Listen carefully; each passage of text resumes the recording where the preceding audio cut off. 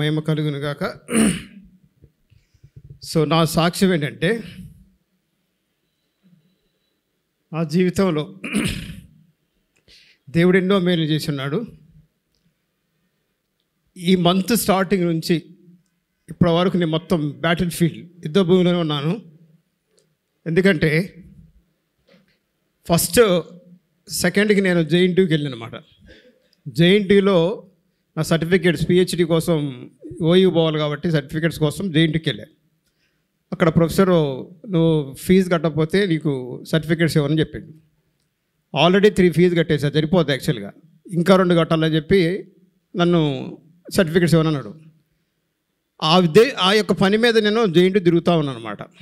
So already 3 కట్టినా కాబట్టి నేను 10 పైసలు కూడా కట్టనని చెప్పి అక్కడ నుంచి డైరెక్టర్ నుంచి డైరెక్ట్ వీసీ దగ్గరికి వెళ్ళినా. వీసీ ఎవరంటే మాకు ఎంటెక్ గురువు గారు.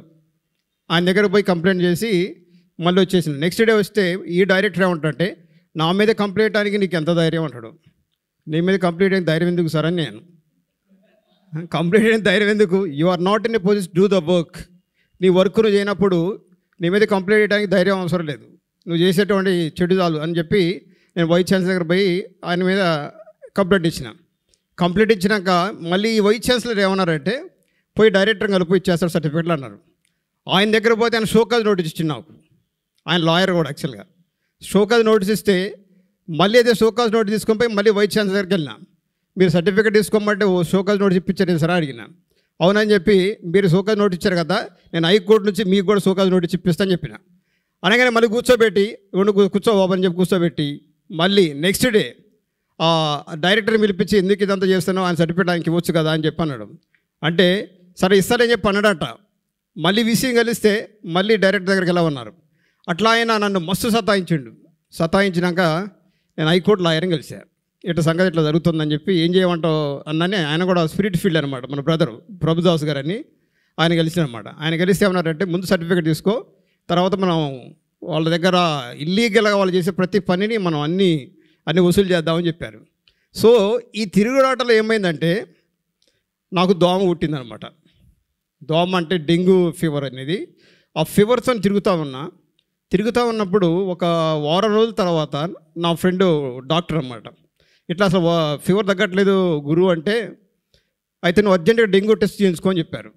డెంగ్యూ టెస్ట్ చేసుకునేసరికి నా యొక్క ప్లేట్లెట్స్ అనేవి 65,000 ఉన్నాయి. అర్జెంటుగా నువ్వు హాస్పిటల్కి వెళ్ళాలన్నాడు. హాస్పిటల్కి వెళ్ళాలంటే నేనేమన్నా అంటే మామూలుగా గవర్నమెంట్ హాస్పిటల్కి పోయానా అన్న. ఏరియాలో హాస్పిటల్ ఉంటాయి కదా, అక్కడికి పోయానంటే, నువ్వు అడిగి పోవద్దు, ఇది చాలా సీరియస్ మ్యాటరు, కాబట్టి నువ్వు ఓయూకి వెళ్ళావు అని చెప్పి అన్నాడు. సో ఉస్మానియాకి వెళ్ళినాక అర్జెంటుగా ఇంటెన్సివ్ కేర్ యూనిట్లోనే జాయిన్ అయినా. ఆ నైట్కి నాకు ప్లేట్లెట్స్ అనేవి 23,000 పడిపోయినాయి. 23 పడిపోగానే అంటే డాక్టర్స్ ఏమన్నారంటే, ఒక 4 బ్లడ్ ఇచ్చే విధంగా నువ్వు చూసుకోవాలని చెప్పి అన్నారు. 4 అంటే ఆ 4 చూసుకోవాలి, లేకపోతే చాలా ప్రమాదం అవుతుందని చెప్పారన్నమాట. సో అప్పుడు ఒక 2 పిలిపించి బ్లడ్ తీసుకొని నాకు ప్లేట్లెట్స్ ఎక్కించారు. ఎక్కించినాక అది కాస్త 38,000 లేచింది, రైజ్ అయింది. 38కి పోగానే మరల డాక్టర్స్ ఏమన్నారంటే, 30 సరిపోదు, 1 lakh దాటితేనే నీకు బాగుంటుందని చెప్పి అన్నారు.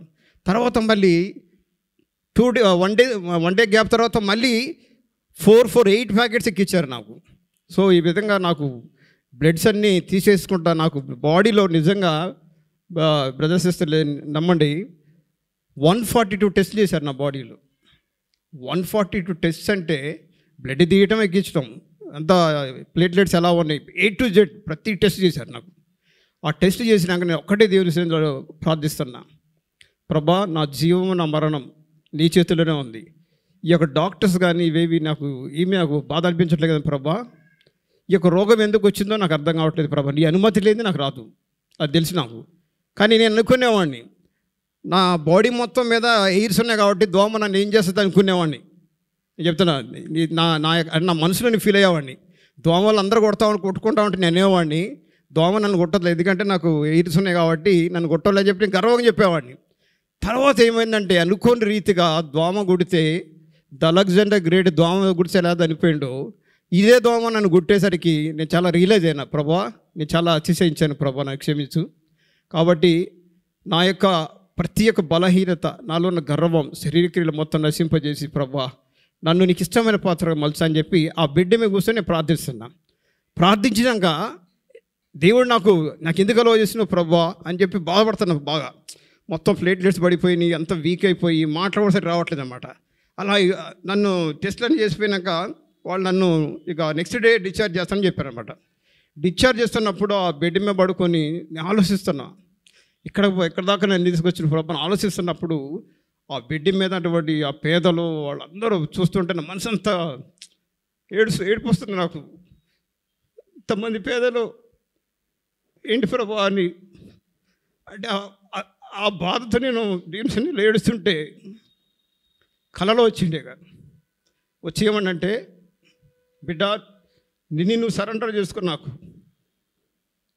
సరెండర్ చేసుకుని నీ ఆశ మొత్తాన్ని తీరుస్తా ప్రభు అని చెప్పి తీరుస్తా బిడ్డ అని చెప్పి ఆ విధంగా నా కళలో చెప్పిన మన దేవుడు. సో అంత గొప్ప దేవుణ్ణి కలిగిన మనం చాలా ధన్యులు. సో ఇలాంటి అతి భయంకరమైనటువంటి ఒకవేళ నేను ప్రైవేట్ హాస్పిటల్లో జాయిన్ అయినట్లయితే నా 1 month శాలరీ అయినా సరిపోయేది కాదు. ఎందుకంటే ఒక సిటీ స్కాన్ తీయడానికి 6,000 to 7,000 అయింది. ఒక సిటీ స్కాన్ నేను చిన్నప్పుడు సినిమాలో చూసేవాళ్ళం. ఇట్లా రోలింగ్ అవుతూ ఉంటే పైన ఒక డోమ్ లాగా ఉంటుంది. ఇది సినిమాలో చూసేవాడిని చిన్నప్పుడు. అది నాకు ప్రాక్టికల్గా వాళ్ళని తీసుకెళ్తుంటే నేను చూస్తూ ఉన్నదాన్ని. అది ఇంత భయంకరమైన రోగం వచ్చిందా నాకు అని చెప్పి అంత భయంకర. ఇప్పుడు మెడిసిన్లో లేనటువంటి టెస్టులు ఉన్న టెస్టులు మొత్తం ఆమె చేశారు. కానీ ఆయన కృపను బట్టి అన్న లాస్ట్ సండే వచ్చారనమాట. అన్న మార్నింగ్ నుంచి అనుకుంటున్నా వద్దాం అనుకున్న చర్చికి యాక్చువల్గా, కానీ సాయంత్రం కాగానే బాగా వీక్ అయిపోయినా. మార్నింగే వీక్ అయిపోయినా. ఇక ఎట్లయినా అన్న వస్తారా అక్క వస్తారా చెప్పి నాకు మనసులో అనిపిస్తుంది కదా, మనకి ఆత్మ చెప్తుందన్నమాట. అన్న అక్క ఎక్కడికి వస్తారు. సో అనుకున్నా. అన్నట్టునే అన్న ఫోన్ చేసి రవి ఈరోజు వస్తామంటే థ్యాంక్ యూ అన్న అని చెప్పి అనుకున్న దేవుడు నాకు అనిపించింది అట్ట మనసులో. మీరు వస్తారని చెప్పి నాకు తెలుసు అన్న అని చెప్పి అన్న. సో అక్క అన్న వచ్చారు. వచ్చి నాకు ప్రేయర్ చేసి ఆయన ఆ భాషలలో దేవుని యొక్క స్పిరిట్తో ప్రార్థిస్తున్నప్పుడు నాలో చెమట్లు మొత్తం అప్పటి వరకు వీకినే ఉన్నా బాగా. ఆ చెమట్లో బాగా పోసి నేను బాగా అంటే చాలా లైట్ అనిపించింది మా బాడీ అంతా. బయట లైట్ అయిపోయి అన్న వాళ్ళతో కలిసి తిని సో హ్యాపీగా ఈరోజు సండే రోజు దేవుని సన్నిధిలో ఉండటానికి ఆయన కృప చూపించాను అనమాట. Thank you very much me prayer వల్ల అన్న. Thank you for your prayer అన్న.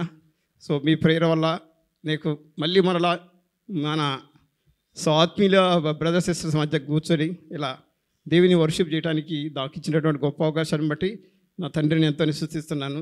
ఈ సండే సాక్ష్యం దేవుడు దీవించును గాక.